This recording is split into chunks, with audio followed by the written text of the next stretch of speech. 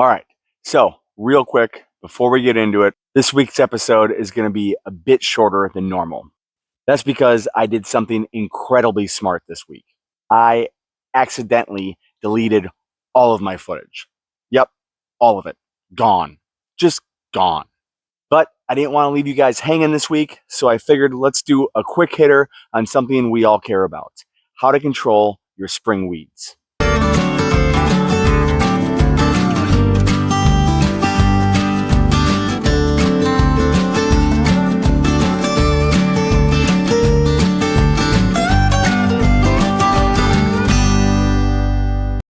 So today I'm going to be going over how to control your spring weeds, specifically your broadleaf weeds. If you are seeing grass weeds out there right now and you live in the northern United States like I do, then it's definitely not crabgrass. If you do have some concerning grass weeds out there right now, leave a comment, best with a picture, and I'll do my best to help you identify and tell you how to control those weeds. So, number one weed out here right now in the spring, the dandelion. Dandelions put out a ton of seeds, so you definitely want to control them before they go to seed. You definitely do not need high-end weed controls to control dandelions. They are easier than most to choke out. Products such as three-way or a triplet or any ready-to-use product will definitely work.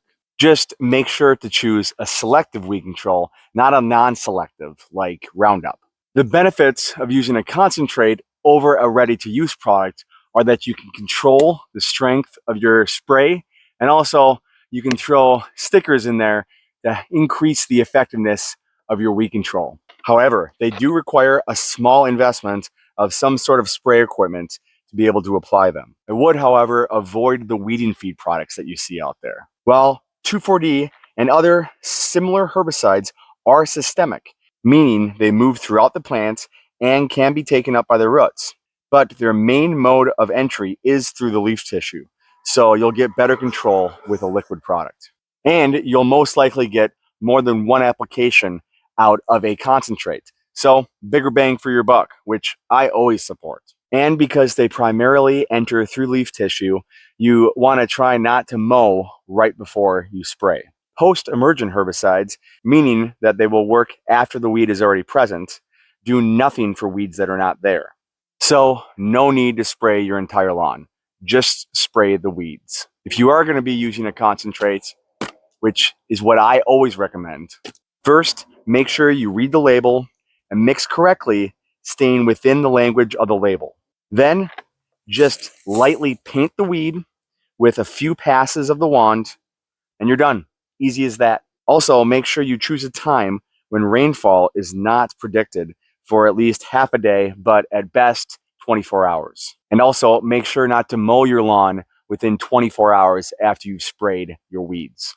If you have been dealing with drought conditions, then you may want to water or fertilize your lawn a day or so before you spray. Both of these actions will help open up the cell walls of the weed plant so the herbicide will be able to get in there and do its job much more efficiently. Now, don't worry, I'm not forgetting about you organic lovers out there.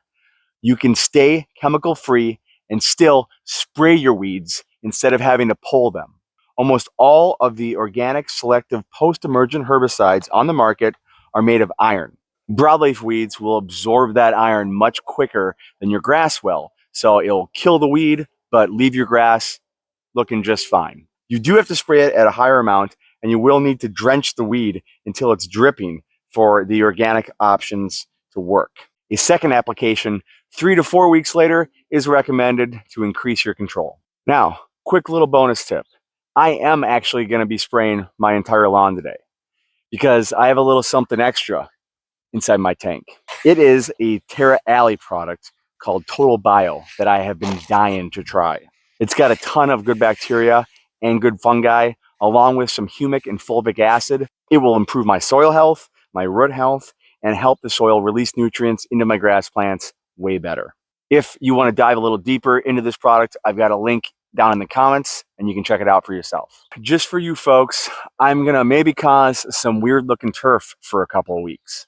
Because what I'm going to do is I'm going to skip one small area here on the corner of my property that always looks way worse than the rest of my grass, so we can see the benefits of this total bio product. I'll make sure to share the results with you in a couple weeks. And there you go, a quick episode on spring weed control.